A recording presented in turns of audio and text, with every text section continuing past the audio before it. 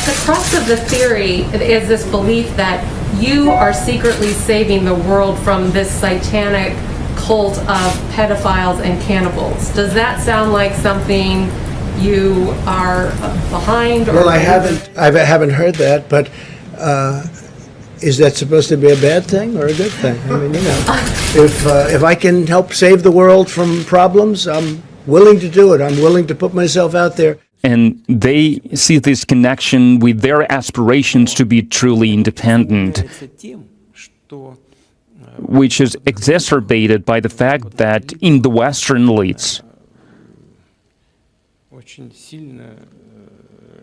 there is a strong desire to freeze the current unfair state of things in international affairs. For centuries, they've been stuffing their stomachs with human flesh and they've been stuffing their pockets with money, but they must realize that this ball of vampires is about to end. So the next question is, so there has to be some common force that's been overseeing all of this and that's been orchestrating all this. Because, right. You're born, you play a part, you die, someone else born plays a part. There's got to be some orchestration.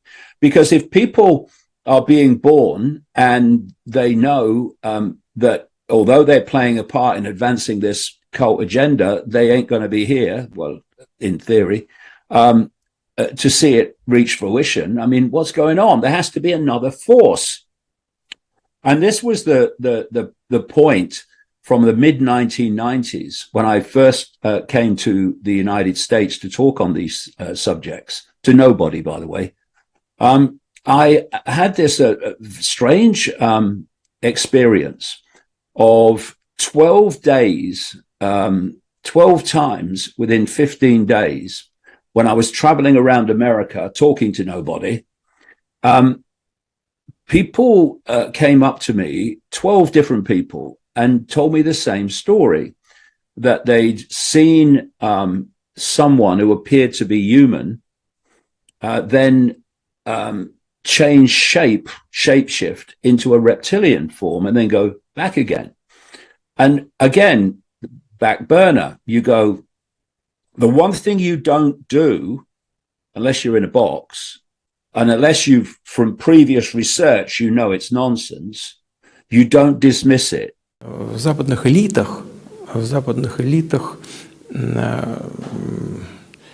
очень сильно желание заморозить существующее положение, несправедливое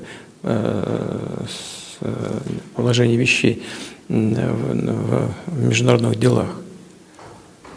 Они привыкли столетиями набивать брюхо человеческой плотью, а карманы деньгами.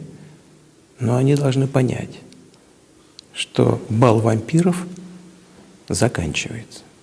Many people in the world, they are looking at what's happening in our country, what's happening in our struggle for our interests, and here is an important thing. Why is it happening? Not because we are formally a BRICS member or we have some traditional relations with Africa, which is also important as well. But the gist of it is different. The gist of it is that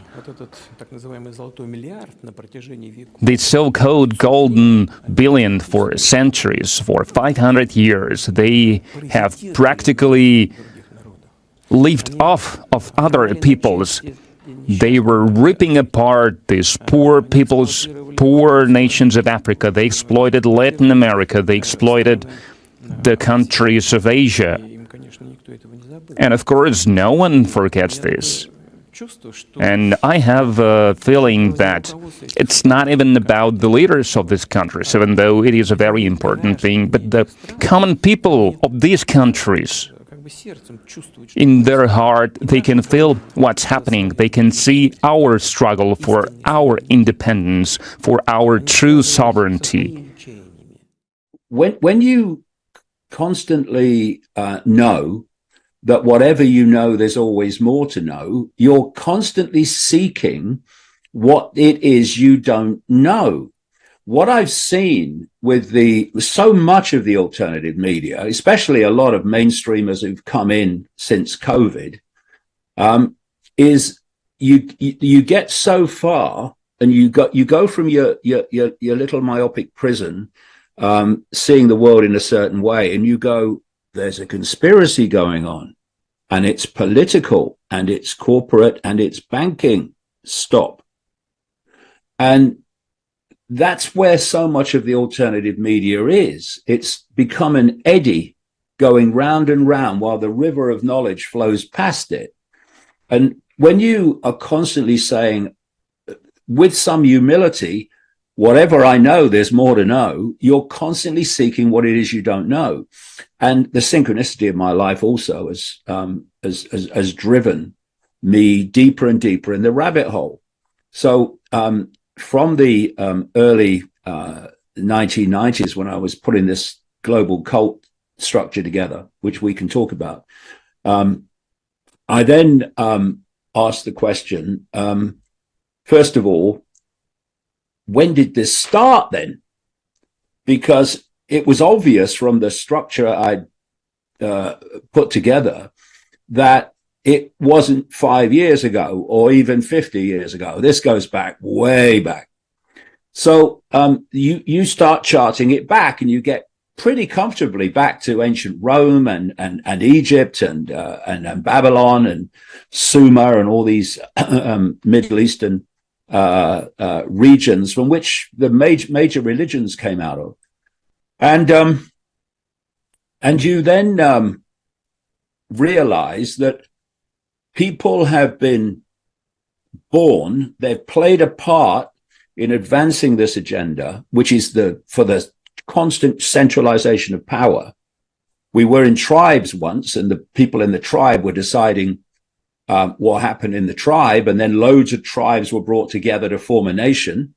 Now a few people at the center of the nation are dictating to all the former tribes, and now we've got the European Union and these other groupings of countries whereby a tiny few people at the center are now dictating to whole vast regions of the world. And so this centralization of power has gone on and on. But people were being born, they were playing a part in advancing this agenda within this cult. The cult was expanding its reach until it was eventually global. And they were then dying, and other people would take over. So you were seeing this process. So the next question is, so there has to be some common force that's been overseeing all of this, and that's been orchestrating all this.